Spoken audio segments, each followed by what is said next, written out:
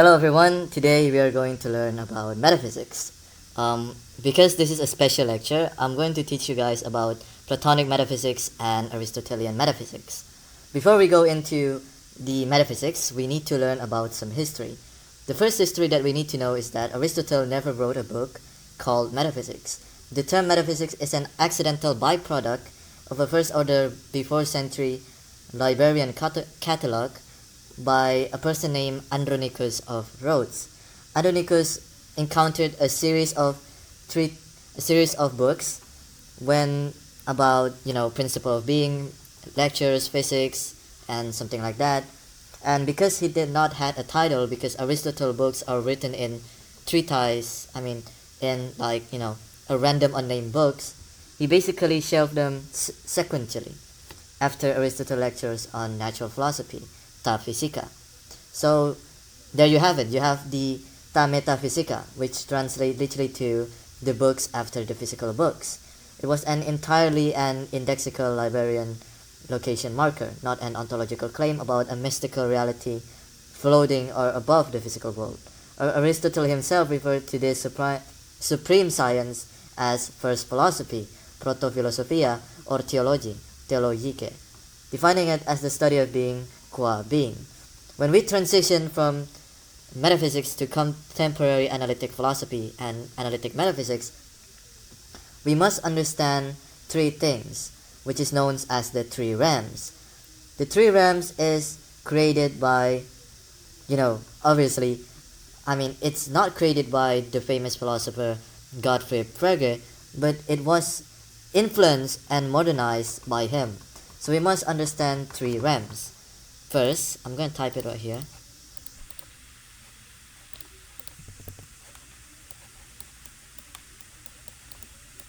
First, we have the Universalia ante rem, which means before the thing. This means before the thing. It means like pre-existing, mind-independent, abstract entities. And then we have Universalia in re, inside the thing. This means immanent, structural, constituent within the particulars or things. Oh my bad, spelling mistakes.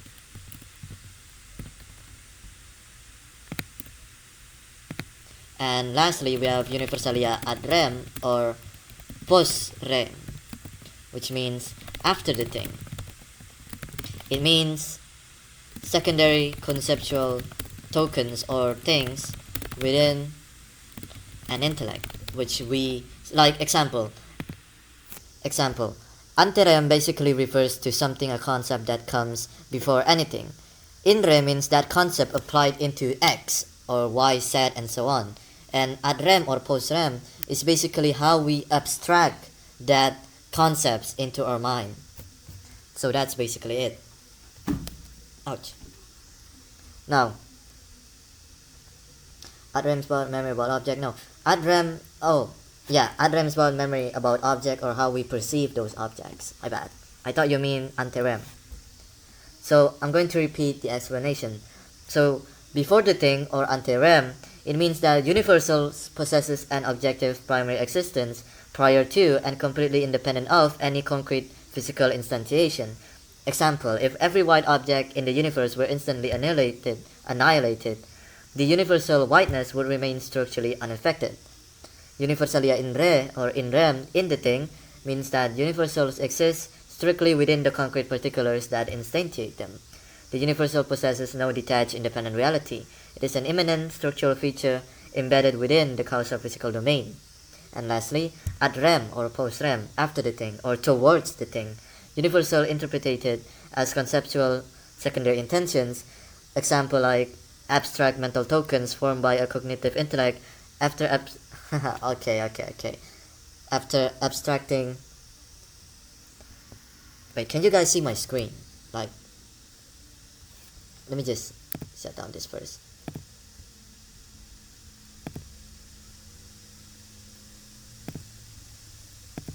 Yep. Yo, can you see my screen? Okay, yeah.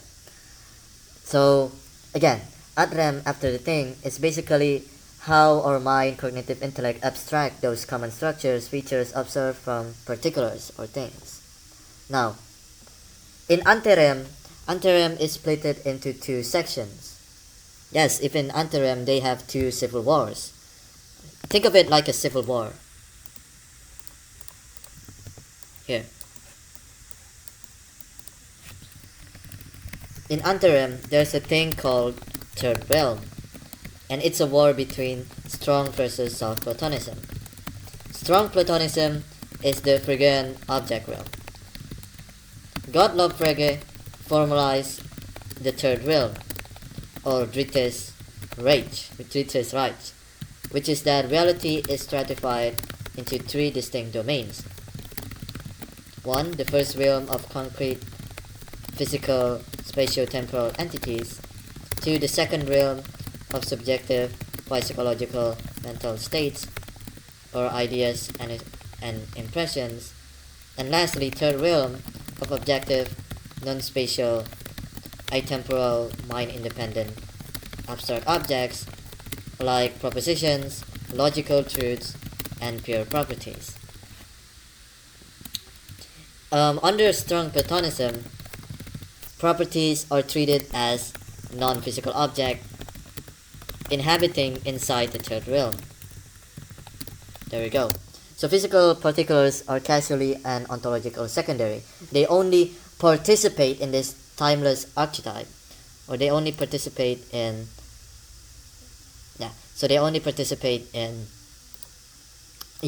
to the Anterem. And now we have soft Platonism.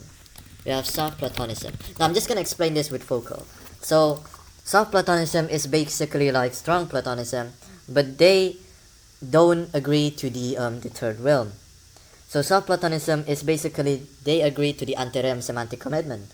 Like if you guys ever heard about the Quine-Putnam indispensability argument, soft Platonists argue that we must ontologically commit to the existence of uninstantiated abstract properties and mathematical structures such as sets and functions, because our best scientific theories cannot function without quantifying over them. So we must say Socrates and Plato has wisdom. Therefore, Socrates and Plato must in fact have wisdom. Wisdom as in that wisdom is a wisdomness. Wisdom is something to be shared. Wisdom is an anterem to be given and distributed to Socrates and Plato, that is instantiated inside Socrates and Plato. And we must be ontologically committed to this, so that metaphysics and science could work together. So yes. Now we go to the Aristotelian Anterem. Aristotelians have a different Anterem compared to the Platonists. They are mostly known as the Essentialists or the Categoralists, or known as the Immanent Realism Anterem non-third realm, aka just the Aristotelian. The Aristotelian is divided into three things: structural essentialism, or you can also say Finian essentialism, categorialism, immanent realism, and so on. The core principle inside Aristotelianism is the principle of instantiation by the philosopher D.M. Armstrong. So the principle of instantiation the axiom of the principle of instantiation basically says that uninstantiated properties are a logical impossibility. A property cannot float in an ontological void. If a property X exists, it must be instantiated by at least one concrete particular X at some coordinate in the spatio-temporal framework. So, example, say we have whiteness, right? Say we have whiteness, and there must at least whiteness of X that must be instantiated within, the universe. And if X is gone, then whiteness is also gone. So basically, what the principle of instantiation means that say I have white. Say I have white. Say this is white, right? Say white is within a wall. If white exists within a wall, it must necessarily exist within physical walls like this. 1, 2, 3. It must exist within physical walls or basically spatio-temporal. Let's say this bigger circle is spatio-temporal, and then this y1, y2, y3 represent those whiteness that exists in the concrete particular, but whiteness exists within the universe because it's being instantiated by the fact that there's a white out there in our universe. Now, aside from the principle of instantiation, we have a thing called the laws for category ontology. The four category ontology is basically treating universals not as independent objects but as structural forms of substances. So basically properties do not inhabit a separate realm, but they are internal structural modes of organization that makes a particular entity what it is. So basically reality is structured by an, say, immanent grid where substantial universals or kinds characterize individual substances, and property universals or attributes characterize individual properties or tropes. So basically is that a universal is what makes a particular entity what it is. So that's a universal. It only makes a particular entity what it is in AJ laws for category ontology. So let's write this down. We're going to show Platonism. So in Platonism, the property universal exists independently of domain of particulars, right? So the instantiation relation is one of the external participation. However, property, let's say property does not equal substances. Property does not equal substances. So say we have there exists X, and then say A is abstract X is abstract, and then N, and then for all X,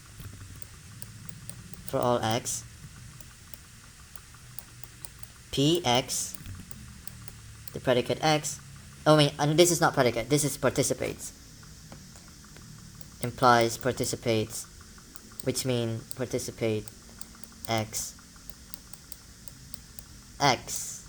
bracket. Now, what this means is that the third realm is the property X. This big X is the third realm. And X, the smaller X, participate in the third realm. This is P is the participation, and this A here is the abstract. Oh wait, I'm sorry, I should have made this the bigger X. There we go. Now, in Aristotelianism, it is a different case.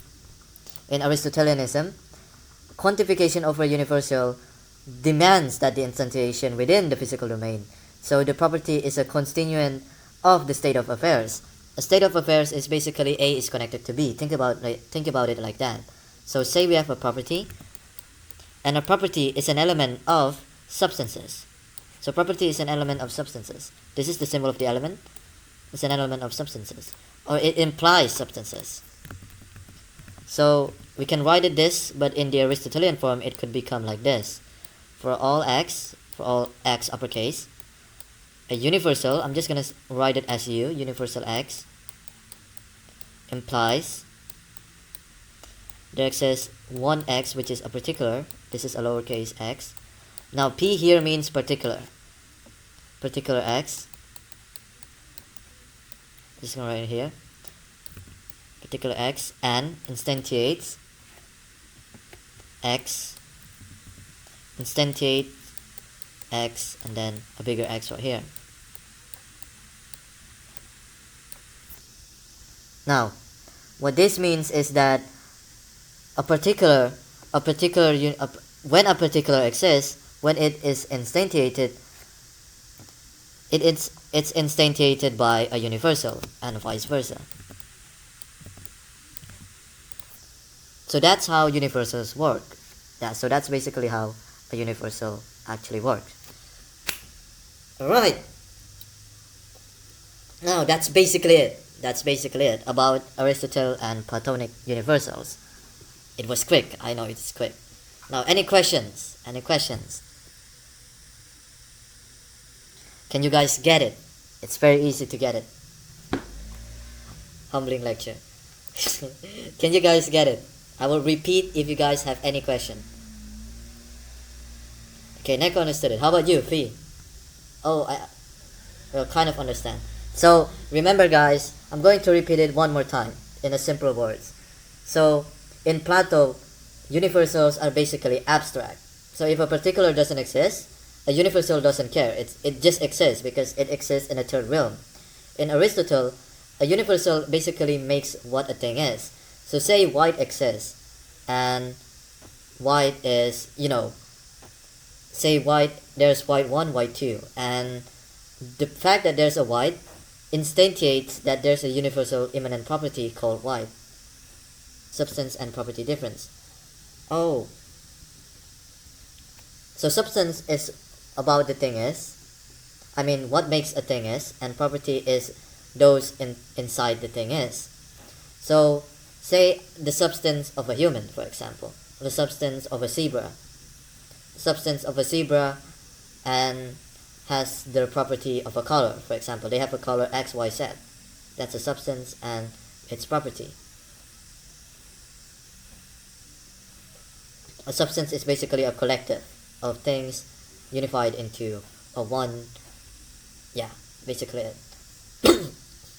Yeah, that's basically it for this lecture, and I hope you guys enjoyed. So, goodbye guys. I'm gonna upload it to YouTube for anyone that didn't watch it. I mean, didn't make it. Alright.